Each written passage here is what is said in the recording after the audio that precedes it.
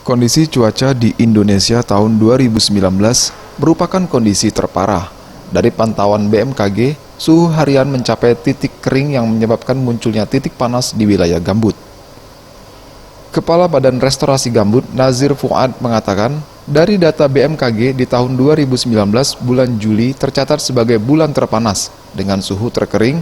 Hal inilah yang menyebabkan timbulnya hotspot, terutama di wilayah Sumatera Selatan, karena sebagian besar merupakan lahan gambut yang terdapat di wilayah Oki dan Musi Banyu Asin yang menjadi salah satu penyumbang titik panas terbanyak.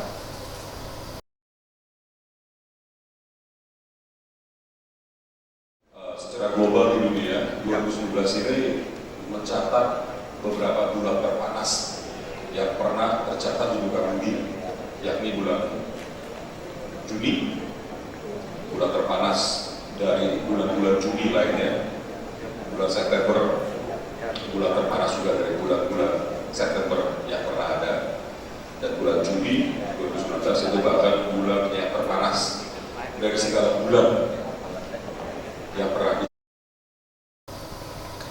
Upaya restorasi gambut di kawasan konsesi tetap berlanjut.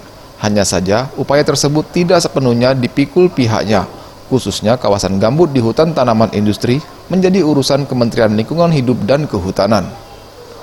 Tim Liputan, Sriwijaya TV.